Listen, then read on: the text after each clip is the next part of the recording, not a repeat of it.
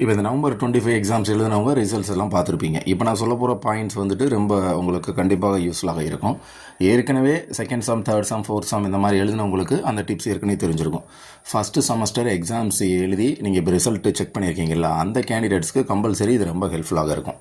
என்னென்னு பார்த்தீங்கன்னா, ஃபஸ்ட்டு உங்கள் ரிசல்ட்டை நீங்கள் பார்த்த உடனே முதல்ல அந்த காப்பியை பிரிண்ட் அவுட் எடுத்து பத்திரமா வச்சிடணும். இந்த ஸ்க்ரீன்ஷாட் எடுக்கிறது, மொபைல்லேயே சேவ் பண்ணுறது, அப்படி அந்த மாதிரி ஆப்ஷனை யூஸ் பண்ணாதீங்க. கம்பல்சரி ஒரு பிரிண்ட் அவுட் எடுத்து நீங்கள் சேவ் பண்ணி வச்சுருங்க. எது வரைக்கும் சேவ் பண்ணணும் அப்படின்னா, அந்த ரிலேட்டட் மார்க் ஷீட் உங்கள் வீட்டுக்கு வர்ற வரைக்கும் அந்த ரிசல்ட்டு காப்பியை நீங்கள் பத்திரமா வச்சுருக்கணும். சரிங்களா? கம்பல்சரி அந்த பிரிண்ட் அவுட்டும் எடுக்கணும். ரெண்டாவது, அந்த மார்க் ஷீட் உங்களுக்கு ரிசீவ் ஆகிற வரைக்கும் கம்பல்சரி அந்த காப்பியை நீங்கள் பத்திரமா வச்சுருக்கணும். அதுக்கப்புறம் மார்க் ஷீட்டு இப்போ ரிசல்ட் வந்துருச்சு. மார்க் ஷீட் எத்தனை நாளில் வரும்னு உங்களுக்கு டவுட்டு கண்டிப்பாக இருக்கும்.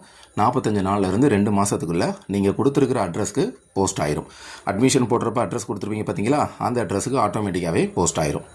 இப்போ நிறைய பேர் என்ன பண்ணியிருப்பீங்க, ப்ரொவிஷனலுக்கு ஃபீஸ் வந்து இப்போ லாஸ்ட்டு செமஸ்டர் எழுதினவங்க சில பேர் ப்ரொவிஷனலுக்கு ஃபீஸ் பே பண்ணியிருப்பீங்க. கம்பல்சரி பே பண்ணுற மாதிரி தான் ஆப்ஷன் இருக்கும். அப்படின்னா இல்லை ப்ரொவிஷனல் ஃபீஸ் பே பண்ணல அப்படின்னா உங்களுக்கு சிஎம்எஸ் வந்துடும்.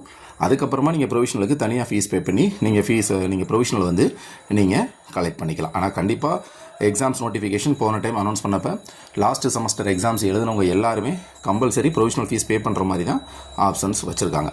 சரி, இப்போ மார்க் ஷீட் வந்துருச்சு, உங்களுக்கு கோர்ஸ் கம்ப்ளீஷன் சர்டிஃபிகேட் வந்துடும், கன்சாலிடேட் மார்க் ஸ்டேட்மெண்ட் வந்துடும், ப்ரொவிஷனல் வந்துடும். கான்வெகேஷன் எப்போ அப்ளை பண்ணலாம்னா, அது இன்னும் உங்களுக்கு ஓப்பன் ஆகலை. ஏப்ரல் 2025 வரைக்கும் தான் ஓப்பன் ஆகிருக்கு. நவம்பர் 2025க்கு இன்னும் ஓப்பன் ஆகலை. ஓப்பன் ஆனதுக்கப்புறம் நானே சொல்வேன். அதுக்கப்புறமா நீங்கள் கான்வெகேஷன் அப்ளை பண்ணி நீங்கள் வாங்கிக்கலாம்.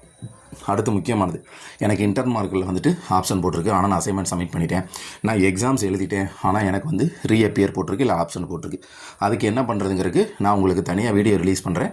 கண்டிப்பாக அந்த வீடியோ நீங்கள் ரூல்ஸ் பிரகாரம் நீங்கள் ஃபாலோ பண்ணி அந்த மார்க்கை வந்து நீங்கள் ரெக்கவர் பண்ணிக்கலாம். ஸோ இந்த மாதிரி ஃபஸ்ட்டு செமஸ்டர் முடிச்சுங்க, இந்த பாயிண்ட்ஸ்லாம் நோட் பண்ணி வச்சுக்கோங்க. கண்டிப்பாக உங்களுக்கு வந்து அது ரொம்ப யூஸ்ஃபுல்லாக இருக்கும்.